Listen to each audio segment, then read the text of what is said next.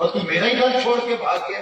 الذی خلقک فسواک فعدلک، یہ صورت ما شاء رکبک. اس کی رحمتیں آواز دے رہی. ہم تو مائل بکرم ہیں، کوئی سائل ہی نہیں.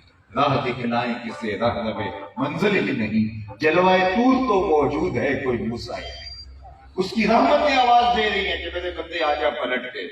اور وہ اتنا خوش ہوتا ہے، حدیث پاک میں ہوتا ہے کہ آیا کہ جب کوئی بندہ توبہ کرتا ہے تو حضور نے اس کیفیت کو بیان فرمایا ایک تفصیل کے ساتھ. ارشاد فرمایا کہ ایک بندہ سفر پہ تھا اور اس کا توشہ سامان سفر زیادہ رہا، اس سواری پہ ہی تھا، اونٹنی پہ ہی تھا. سفر کرتے کرتے صحراؤں سے گزرتے ہوئے راستے میں جب تھک گیا تو ایک درخت کے نیچے سستانے کے لیے رکا اور اپنی سواری کو اس درخت کے ساتھ باندھ دیا اور آپ سو گیا. تھوڑی دیر کے بعد جب اس نے آنکھ کھولی تو دیکھا کہ سواری نہیں ہے، اور سواری نہیں ہے تو سارا سامان بھی زیادہ راہ بھی سواری کے اوپر تھا. اور جس نے صحرا کا سفر کیا ہے، شاید آپ لوگ زیادہ جانتے ہیں، آپ کے کھلے کشادہ علاقے، تو صحرا میں جہاں آبادی کا نام و نشان نہ ہو، وہاں توشہ نہ ہونا گویا کسی بھی موت ہو گئی. اب وہ دائیں بائیں بھاگا، تلاش کیا، لیکن کوئی نشان نہیں ملا. اب کوئی آبادی بھی قریب نہیں ہے تو واپس آ کے اس درخت کے ساتھ ٹیک لگا کے موت کا انتظار کرنے بیٹھ گیا. جب تو ظاہر ہے سیدھی سیدھی موت ہی ہے. اور وہ وہاں ٹیک لگا کے تھکا ہارا ہوا جب بیٹھا تو اس کی آنکھ لگ گئی. تھوڑی دیر کے بعد اچانک اس کی آنکھ کھلی تو کیا دیکھتا ہے کہ وہ درخت وہ اونٹ ماں ساز و سامان کے اس کے پاس کھڑا ہے. تو اونٹ کیا بلا زندگی مل گئی. تو وہ وفود مسرت سے کہتا ہے اللہم انت عبدی وانا ربک، اللہ تو میرا بندہ اور میں تیرا رب. کہنا تو یہ تھا کہ میں تیرا بندہ اور تو میرا رب، لیکن وہ خوشیوں میں درک گیا. محبتوں کا اتنا ہجوم ہے کہ اس کے ہوش سلامت نہ رہے. وہ کیا کسی نے کہا نا کہ کسی کے آنے سے ایسے ہوش ہوئے ساتھی کے شراب سیخ پہ ڈالی اور بوتل میں کباب. کہنا تو یہ تھا کہ انا عبدی و انت ربک، انا انت ربی و انا عبدک، لیکن وہ کہتا ہے کہ انت ربی انت عبدی و انا ربک، میں تیرا رب اور تو میرا بندہ. جب بھی تیری قربت کے امکان نظر آئے ہم اتنے خوش ہوئے کہ پریشان ہو رہا ہے. اس کے ہوش ہو گئے. حضور نے فرمایا صحابہ بتاؤ وہ بندہ کتنا خوش ہوا کہ خوشیوں میں درک گیا ہے اور اس کی زبان بھی خوشیوں کے وفود میں اس کا ساتھ نہیں دے رہی. کہنا کچھ تھا بول کچھ رہا ہے، تو بتاؤ کتنا خوش ہوا. تو صحابہ نے کہا حضور انتہا ہوگی، بہت خوش ہوا. فرمایا جب کوئی بندہ پلٹ کے مالک کی دہلیز پہ آتا ہے، توبہ کرتا ہے، اللہ اس سے بھی زیادہ خوش ہوتا ہے کہ میرا بندہ واپس آ گیا، میری دہلیز پہ آ گیا. تو وہ کتنا کریم ہے. اس کی تو صفت ہے کہ وہ کریم ہے. ما غرک برب کریم کا دروازہ چھوڑ گیا ہے. کوئی سخت گیر تو تھا نہیں ہے، وہ تو کریم تھا، اس کی دہلیز چھوڑ گیا ہے. تو یہ مرنے والے ہمارے لیے سامان عبرت ہے. امام غزالی نے لکھا، امام غزالی لکھتے ہیں کہ اللہ نے مرنے والوں کے ذریعے سے پسماندگان پر احسان کیا. سوال کھڑا ہو گیا کہ حضرت ان پر احسان کیسے، جس کا جوان بیٹا چلا گیا ہے، وہ تو صدمے سے دو چار ہیں. یہ تو انہیں پوچھیے کہ یہ کس کرب سے گزر رہے ہیں. نور نظر آنکھوں سے جدا ہو گیا، گھر کے اندر رونق تازگی فرحت ایک دم اندھیرا چھا گیا. یہ تو ان سے پوچھے. لیکن امام غزالی کہتے ہیں اللہ نے مرنے والوں کے ذریعے پسماندگان پر احسان کیا. تو امام غزالی سے پوچھا گیا احسان کس معنی میں ہے؟ یہ تو اس سے پوچھو جس کا باپ چلا گیا، اس سے پوچھو جس کا بیٹا چلا گیا، اس سے پوچھو جس کا لخت جگر چلا گیا، اس سے پوچھو جس کا بھائی جدا ہو گیا. زندگی اجاڑ ہو جاتی ہے اور آپ کہتے ہیں احسان ہوا. تو حضرت امام غزالی فرماتے ہیں احسان وہی مانا کہ اللہ نے مرنے والے کی موت کو اس کے لیے عبرت بنایا، اور اگر اس کی موت کو اس کے لیے عبرت بنا دیتا تو یہ کیا کر سکتا تھا. تو گویا یہ جو لوگ ہم سے جدا ہوتے ہیں، ہم سے اٹھتے ہیں، ہم سے جو ہے وہ رخصت ہو جاتے ہیں، قبروں میں اتر جاتے ہیں، یہ ہمارے لیے ایک اور موقع ہوتا ہے سمجھنے کا. یہ جھنجھوڑتے ہیں، یہ شکستہ قبریں، یہ اٹھتے ہوئے جنازے، یہ ہجوم سے بچھڑتے ہوئے لوگ، اور یہ سب کچھ ہمارے لیے اللہ نے رکھا ہے. اللہ اگر چاہتا تو جس طرح قیامت ایک بار قائم ہوگی تو موت بھی ایک بار قائم ہو جائے گا. جس طرح پہاڑ ایک دم فنا ہو جائیں گے، آسمان ایک دم لپیٹ لیے جائیں گے، زمین ایک دم جو ہے وہ اور پانی ایک دم ان کو آگ لگ جائے گی اور زمین ایک دم ہموار ہو جائے گی، تو اللہ ایسا بھی کر سکتا تھا؟ جتنے لوگ پیدا کرنے تھے ایک دم پیدا کر دیتا اور ایک دم ان کی موت ہوتی، لیکن لوگ پیدا بھی ہوتے ہیں اور لوگ ہم سے بچھڑتے بھی ہیں۔ تو اس پر علماء نے بڑی خوبصورت گفتگو کی ہے، کہا کہ اگر ایسا ہوتا تو لوگ موت کا انکار کر رہے ہیں، جس طرح کتنے لوگ ہیں کہ جو معاد کا انکار کرتے ہیں، وہ کہتے ہیں کہ مرنے کے بعد اٹھائے جائیں گے۔ تو ایسے مکہ تو ڈٹ کے کہتے ہیں، سورہ یاسین کا آخری حصہ دیکھ لیجیے، وَضَرَبَ لَنَا مَثَلًا وَنَسِیَ خَلْقَهُ قَالَ مَنْ يُحْيِي الْعِظَامَ وَهِيَ رَمِيمٌ۔ تو حافظ بیان کرتا ہے اور اپنی تخلیق کو بھول گیا ہے، اور حضور آپ کے پاس آ کے کہتا ہے کہ ہم جب اتنے شکستہ ہو جائیں گے، ہڈیاں ہماری مٹی میں دھل جائیں گی، تو کیا دوبارہ اٹھائے جائیں گے؟ یہ نضر بن حارث تھا، بہت بڑا کافر، اور وہ کہیں سے قبرستان سے پرانی ہڈی اٹھا لایا اور حضور علیہ السلام کے سامنے کھڑا ہو گیا اور ایسے ہڈی کو توڑتا تھا، اس کے ریزے زمین پہ گرتے تھے اور ساتھ سوال پوچھتا تھا، ان ہڈیوں کو زندہ کون کرے گا جو اتنی بوسیدہ ہو گئی ہیں کہ میرے ہاتھوں کا لمس بھی گوارا نہیں کر پاتی اور گر جاتی؟ تو آپ کہتے ہیں کہ مرنے کے بعد اٹھائے جائیں گے، تو ان ہڈیوں کو کون زندہ کرے گا؟ وَضَرَبَ لَنَا مَثَلًا وَنَسِیَ خَلْقَهُ قَالَ مَنْ يُحْيِي الْعِظَامَ وَهِیَ رَمِیمٌ۔ ان ہڈیوں کو کون زندہ کرے گا جب یہ اتنی بوسیدہ ہو گئی؟ اب جواب سنیں، اللہ اکبر، قرآن تو پھر قرآن یہ سوال کرتا ہے اور ہڈی توڑتا ہے، اس کے ریزے زمین پہ گرتے ہیں اور کہتے ہیں ہڈیوں کو کون زندہ کرے گا؟ اب جواب آیا، قُلْ یحییھا الذی انشأھا اول مرۃ وہو بکل خلق علیم۔ اے محبوب فرما دیجئے اب تو پھر بھی بکھرا ہوا میٹیریل ہے، جب ہڈیاں بھی نہیں تھی، جس نے انسان بنایا جوڑ کے بھی بنا لے، کوئی مشکل۔ اب تو میٹیریل موجود ہے، اس وقت مادہ بھی نہیں تھا، نقشہ بھی نہیں تھا، حل اتی علی الانسان حین من الدہر لم یکن شیئا مذکورا، یہ قابل ذکر چیز بھی نہیں۔ تو اس کو تخلیق کیا، اس کو بنایا اور اس کو ناک نقشہ دیا، آنکھوں میں روشنیاں رکھی، کانوں میں شنوائی کی طاقت، زبان میں گویائی کی قوت، اس کو دھڑکتا ہوا دل دیا، اس کو کیا کچھ نہیں عطا کیا تھا۔ تو یہ مٹی کا پودا اور ایک وقت تھا مٹی بھی نہیں، تو آج تو میٹیریل موجود ہے، بکھر گیا ہے۔ جب میٹیریل بھی نہیں تھا اس وقت بھی ہم نے اس کو بنا دیا، تو اس کو جوڑ کے بنانا ہمارے لیے کیا مشکل ہے۔ اللہ اکبر۔ تو معاد کا لوگ انکار اس لیے کرتے ہیں کہ اٹھتے ہوئے لوگوں کو دیکھا ہے، موت کا انکار اس لیے نہیں ہوتا کہ مرتے ہوئے لوگوں کو دیکھتے ہیں۔ تو اگر اللہ تعالیٰ جل شانہ تمام لوگوں کو یک بار ہی مار دیتا ہے تو پھر لوگ معاد کا انکار کر رہے ہیں تو موت کا بھی انکار کرتے ہیں۔ تو موت گویا اللہ تعالیٰ کی طرف سے ہمارے لیے انعام ہے کہ جو ہمارے اندر سے ہی ہمارے لوگ بچھڑتے ہیں۔ اگر یادداشتوں پہ زور دیں تو کتنے بچپن کے ساتھی، کتنے رشتہ دار، کتنے گلی محلے کے بزرگ جو تھے اور آج نہیں آئے، تو موت کا تو انکار ہی نہیں ہو پاتا۔ اور ہم ایک لمحے کے لیے سوچتے ہیں، بالخصوص جب جوان ہویت ہوتی ہے تو اس وقت تو پھر سانسیں رکنے لگتی ہیں کہ نہ جانے ہم کب چلے جائیں۔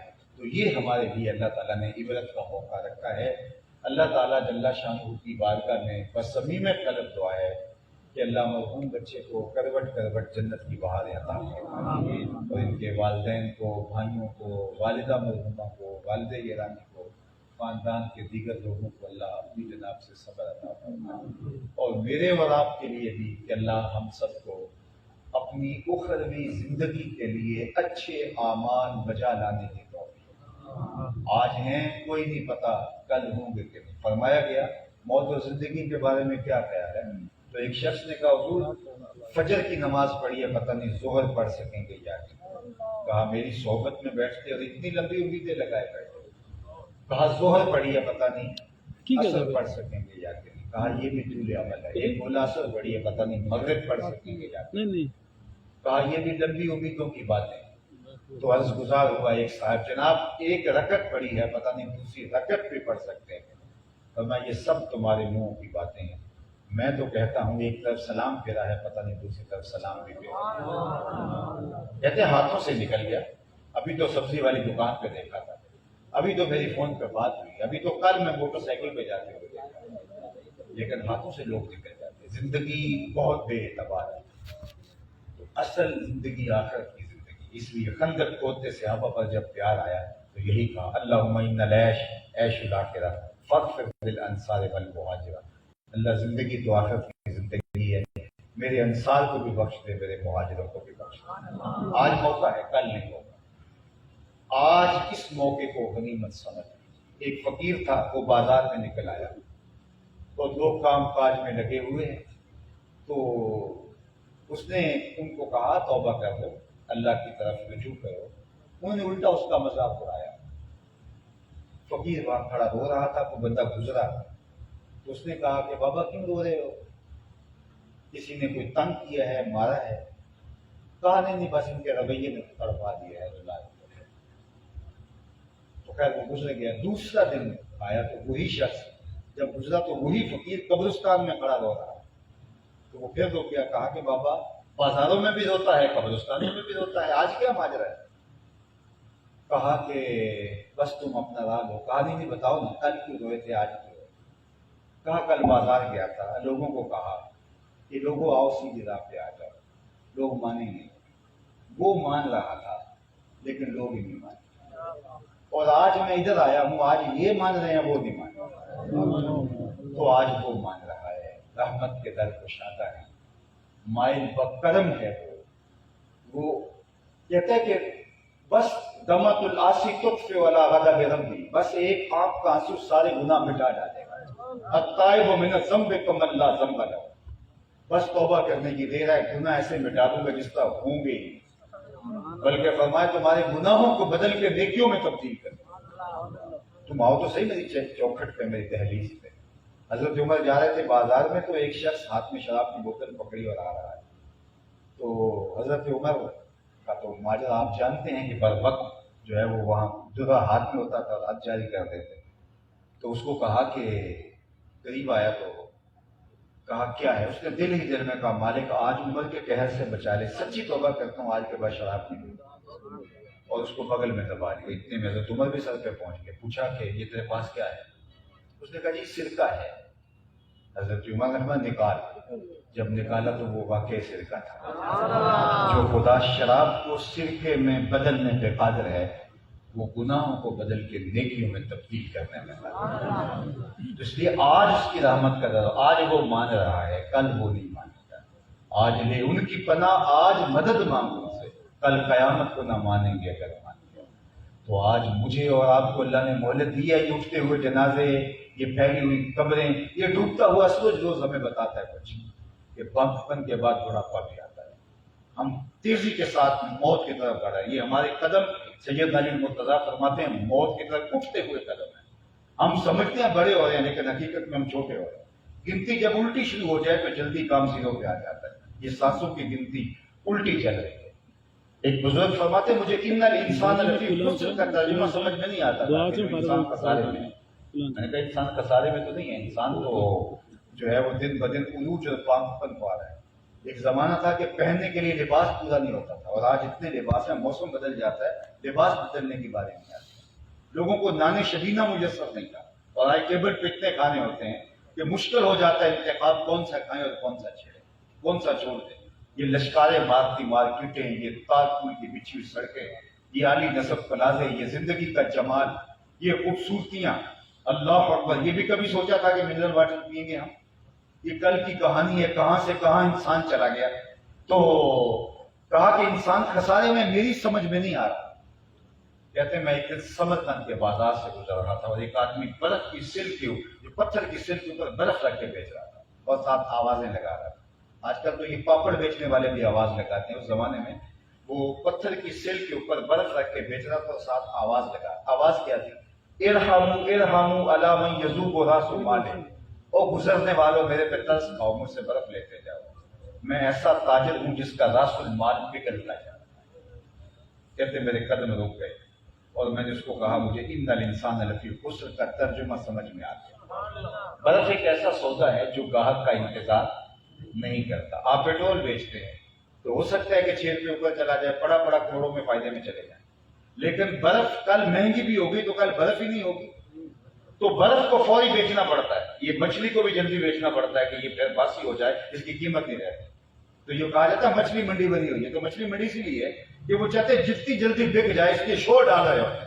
تو کچھ چیزیں ہوتی ہیں ان کو فوری بیچنا ہوتا ہے، تو وہ برف والا کہہ رہا تھا لوگوں کو، لوگوں مجھ سے برف لیتے جاؤ، ایک ایک ڈلی لیتے جاؤ، کوئی درہم، کوئی دینار، کوئی اناج، کوئی 5,000 اس کے بدلے میں دے دو، کیونکہ میں ایک ایسا تاجر ہوں جس کا راس المال پگھلتا جا رہا ہے۔ میں یذوب و راس مال، میں تاجر ہی ایسا ہوں جس کا راس المال پگھلتا جا رہا ہے. کہتے ہیں جب اس نے آواز لگائی تو میرے قدم رک گئے.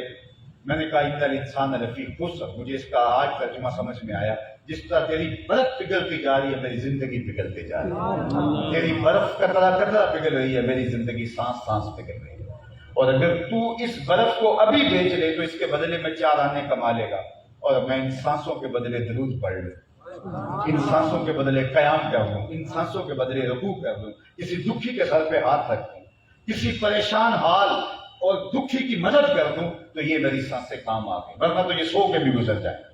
تو خوش نصیب وہ شخص ہے جو اپنی زندگی کی قیمت کو جانتا ہے. سب سے قیمتی اثاثہ جو ہمیں دیا گیا ہے وہ سانس ہے, وہ وقت ہے, وہ زندگی ہے. امام شافعی فرماتے ہیں مجھے فقیروں کی 2 چیزوں نے بڑا نفع دیا ہے, اور وہ بہت بڑے عالم ہو کے حضرت بشر حافی کے پیچھے دوڑتے تھے. تو کسی نے کہا کہ تم اتنے بڑے عالم ہو اور بشر حافی سے کیا ڈھونڈتے ہیں؟ تو آپ نے فرمایا کہ یہ امام احمد بن حنبل نے کہا, فرمایا کہ احمد بن حنبل جس رب کو مانتا ہے بشر حافظ رب کو جانتا بھی. تو شافعی علیہ الرحمہ فرماتے 2 چیزوں نے بڑا نفع دیا. ایک تو صوفیاء کا یہ قول کہ الوقت سیف قاتل, وقت کاٹ دینے والی تلوار ہے. اگر تم وقت کو تم کاٹو گے تو اپنی مرضی سے کاٹو گے, ورنہ وقت تمہیں کاٹ دے گا. اور دوسری صوفیاء کی بات نے مجھے یہ نفع دیا کہ اپنے آپ کو نیکی میں مشغول کر دو, ورنہ شیطان اور نفس تمہیں برائی میں مشغول کر دے گا. تو اپنے آپ کو اس طرح سے تانا بانا کھول لو اپنے گرد کہ تم خیر کے کاموں سے ہی فرصت نہ پاؤ, ورنہ شیطان اور نفس تمہیں مشغول کر دے گا گناہ کے کاموں میں. قیمتی گھڑیاں جو موتیوں سے بھی زیادہ قیمتی ہیں برباد ہوتی چلی جائیں گی. تو اللہ نے یہ ودیت کی ہے, سانسیں, یہ زندگی دی ہے. اس زندگی کو غنیمت جانو, آخرت کے لیے گزارو. آج موقع ہے, کل نہیں ہوگا. آج وہ مان رہا ہے اور کل وہ نہیں مانے گا. آج کی فرصت کو غنیمت جان لو. وقت پر کافی ہے, قطرہ بھی آ گئی خوش اندام کا. جل گیا جب کھیت برسا می تو پھر کس کام کا. میری دعا ہے بارگاہ HD میں کہ ہمارے میزبان عالی مرتبت کو اللہ توفیق صبر عطا فرمائے. ہمارے ختم نبوت کے عظیم مبلغ جنہوں نے اپنی شبانہ روز کوششوں سے کتنے قادیانیوں کے سینوں میں ایمان کا چراغاں کیا, اور اپنا سارا شباب اور شباب کی ساری جولانیاں اس راستے میں لگا دی. تو انہوں نے مجھے بتایا کہ ہمارے میزبان محترم جناب پیر عثمان غنی صاحب ان کے ساتھ جو ہے وہ کشاں چلتے ہیں, اور ان کے ہم سفر ہیں. اللہ اس کی بھی کو بہتر جزا اور صلہ عطا فرمائے. آپ جس شوق فراواں کے ساتھ تشریف لائے, میں آگے کہیں اور میرا انتظار نہ ہو رہا ہوتا تو میں مزید آپ سے کچھ کلام کرتا, لیکن جو کہا گیا اللہ اصل کی شیرینی ڈال کے روحوں میں اتار دے. وہ کیا کسی نے کہا تھا, طوفان تو لانے سے چشم فائدہ, 2 اشک بھی بہت ہیں گر اثر کرے. اگر یہ میری باتیں آپ کے دل تک پہنچ گئی تو میں سمجھوں گا کہ میرا آنا بابرات ٹھہرا. اللہ اپنی خاص عنایتوں کا